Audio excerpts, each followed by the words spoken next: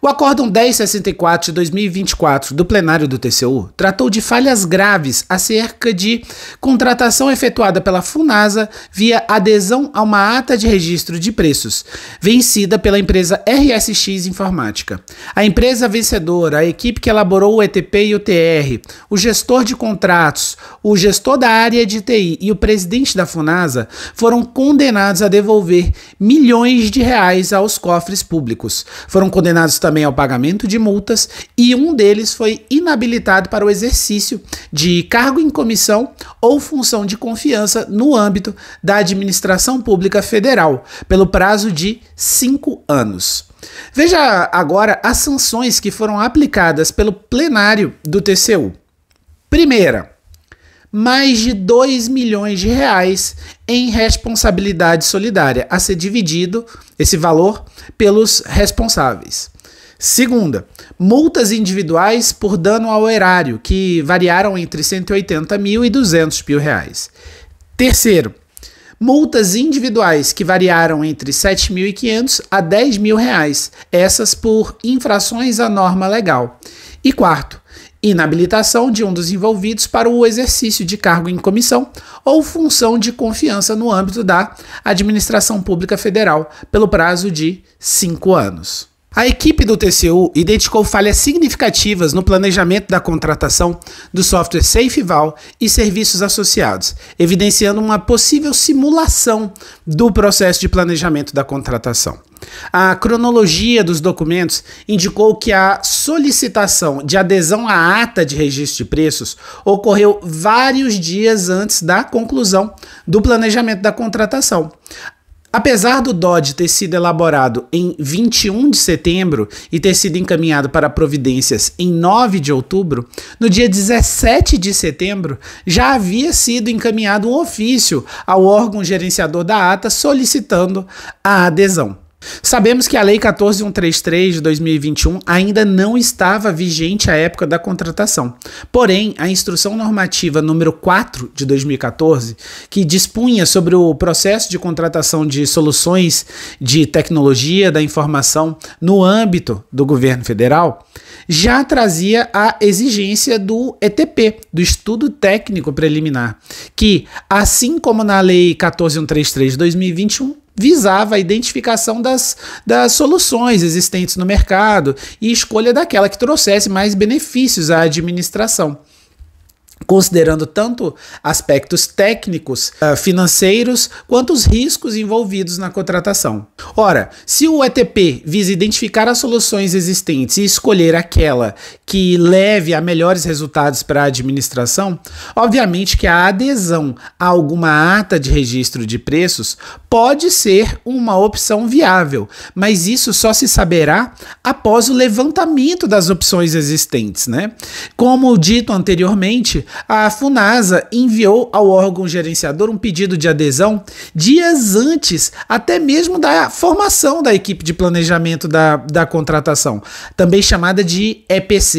Fica claro aqui que os artefatos de planejamento, o ETP, TR e análise de riscos, foram feitos por mera formalidade, visto que a decisão de contratar a empresa RSX já tinha sido tomada lá no dia 17 de setembro, muito antes da abertura dos trabalhos efetivamente. Interessante pontuar aqui que a defesa apresentada pelo integrante administrativo da equipe de planejamento da contratação foi no sentido de que ele possuía apenas o ensino médio completo, que não queria ter participado dessa equipe de planejamento, bem como que teria manifestado a seu superior hierárquico e aos diretores da organização a sua completa falta de qualificação técnica para exercer aquela função para a qual havia sido designado.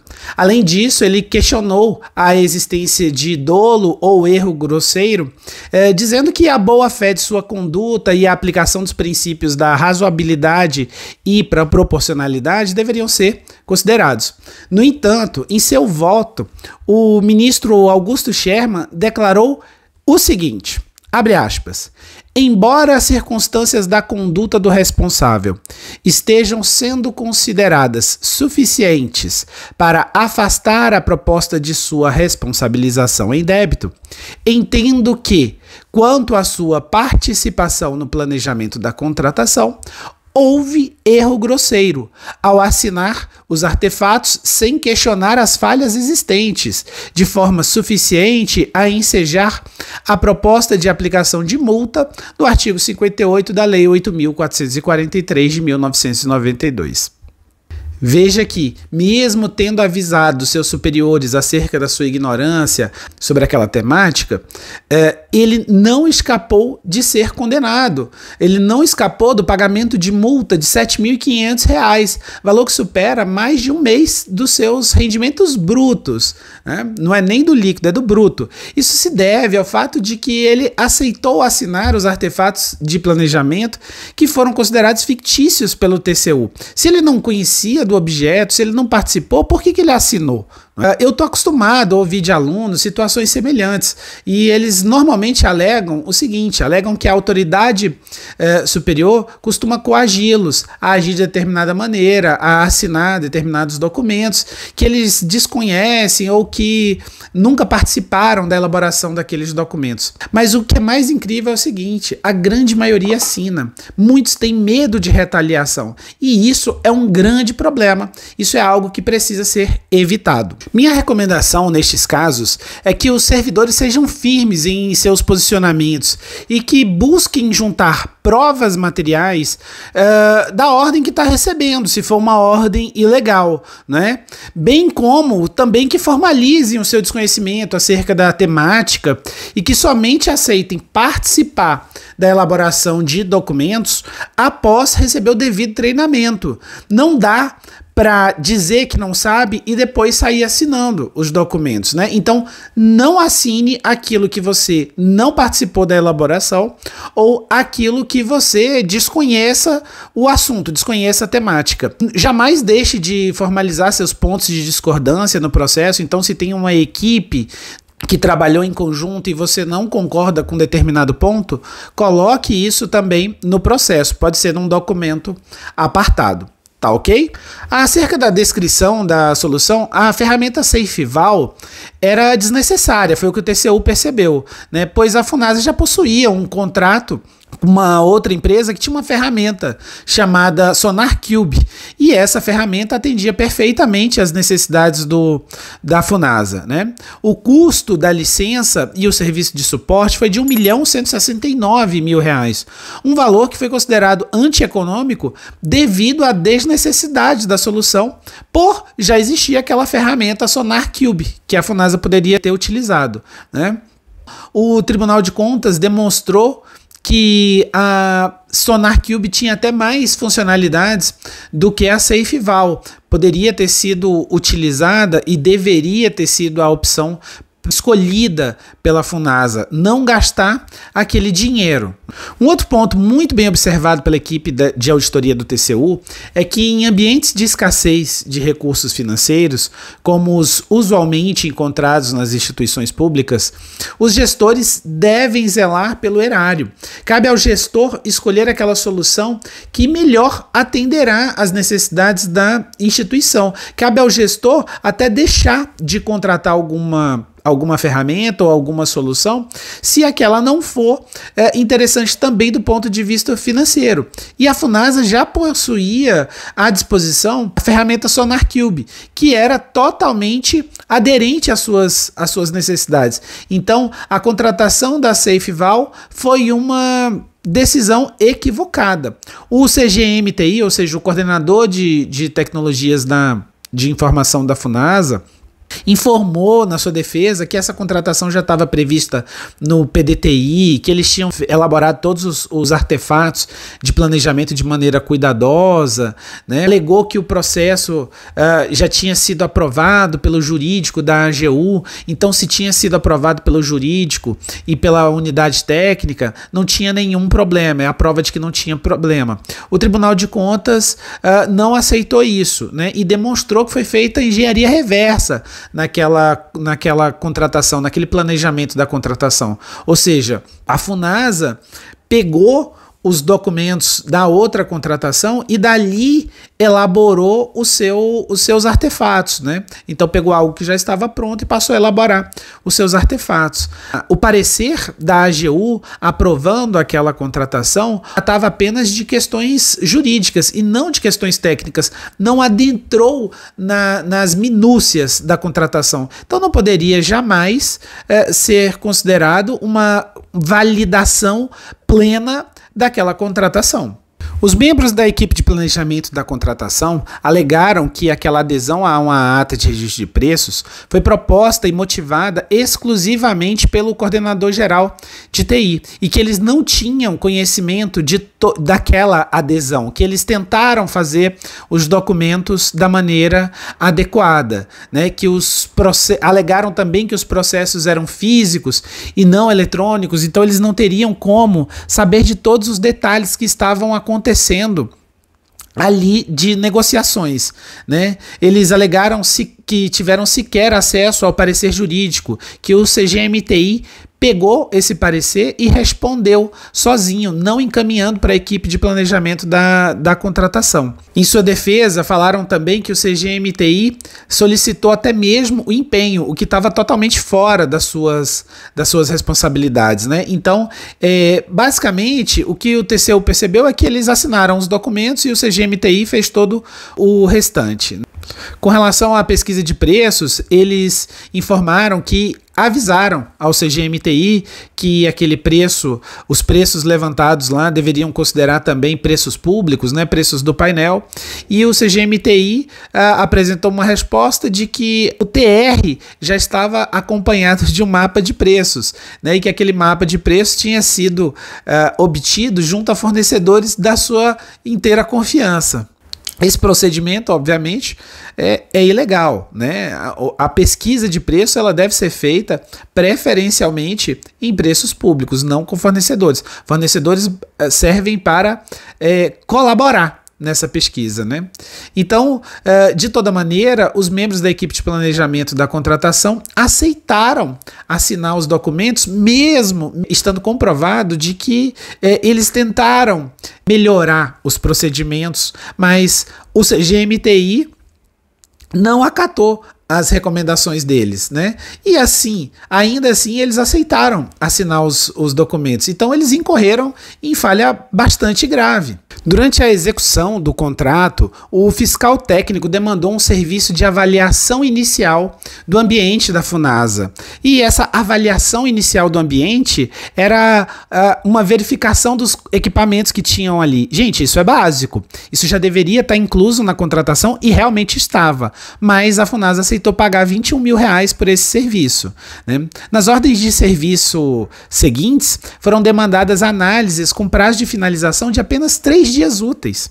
3 dias úteis, uma pessoa trabalhando. E essa ordem de serviço, ela seguia o paradoxo lucro-incompetência, ou seja, quanto mais problemas fossem encontrados naquela análise que estava sendo demandada, mais a empresa contratada receberia, né? A equipe de auditoria do TCU encontrou diversas inconsistências nos relatórios produzidos, né? Erros que seriam banais estavam sendo incluídos como erros graves para aumentar a remuneração da empresa. E mesmo assim o fiscal técnico aprovou todas as entregas, né? Sem fazer nenhum tipo de verificação crítica. E aí ele acabou entrando também no rol de responsabilizados, sendo solidário na dívida de R$831 mil. Essa dívida, né, se refere ao valor das OS que foram aprovadas por aqueles serviços que, apesar de terem sido feitos, de terem sido realizados, são totalmente contestáveis, né? Já com relação ao ex-presidente da Funasa, né, as suas condutas acarretaram vários prejuízos, né, e que certamente afrontaram a lei de licitações, né? A equipe de auditoria até propôs que ele não fosse sancionado, mas o ministro entendeu diferente, né? O ministro entendeu que ele aprovou todos os documentos, que ele nomeou as pessoas para as devidas funções especialmente o CGMTI, que tinha uma função de confiança, e o ministro disse o seguinte: olha, autorizar pagamentos sem observância dos controles internos que poderiam evitar uma série de irregularidades, né? Isso é um grande problema. No seu voto, o ministro Augusto Scherman, ele destacou o seguinte: quanto ao senhor Rodrigo Sérgio Dias, ex-presidente da FUNASA, a AUDI-TI propõe o acatamento de suas justificativas, por entender, novamente, que, a despeito da aparente simulação do planejamento, o objeto do contrato era plausível e o procedimento aparentava legalidade, não cabendo àquela autoridade o exame pormenorizado do processo de contratação, o qual constava com parecer jurídico favorável à adesão.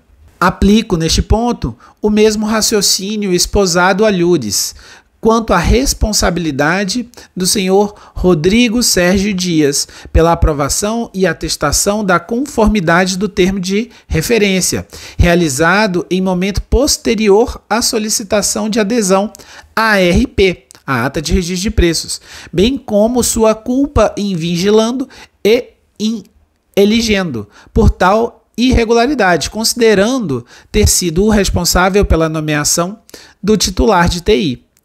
Diante de sua manifestação direta na fase de planejamento da contratação, do fato de ter nomeado o titular da área de TI, que teve atuação decisiva no cometimento das irregularidades, e por não ter fiscalizado sua atuação, rejeito as justificativas prestadas, devendo o responsável receber também a censura estatuída no artigo 58 da Lei Orgânica. Eu concordo plenamente com essa argumentação do ministro Augusto Scherman. O CGMTI foi nomeado pelo presidente da FUNASA para uma função de confiança, ou seja, ele contava com seu aval para a execução das atividades. Se o presidente não o conhecia bem, não conhecia esses problemas que poderiam surgir, não deveria ter nomeado, né? Os membros da equipe de planejamento da contratação, idem.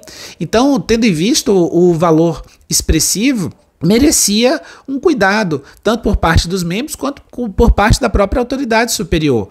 A autoridade superior não está ali só por mera função de representação, né? É necessário que tenha cuidados, é necessário que se faça a devida gestão da coisa pública. Seria muito triste ver todos os membros mais simples sendo sancionados e os demais não tendo que pagar nada. Então, a gente tem que partir do pressuposto que existe uma cadeia de responsabilização, né? Volto a frisar, o presidente da FUNASA acabou concorrendo para aquela contratação totalmente desnecessária, então acabou concorrendo também para o prejuízo aos cofres públicos. Se você gostou desse conteúdo, deixa seu comentário aqui. Se você ficou chateado, ficou revoltado, comenta também.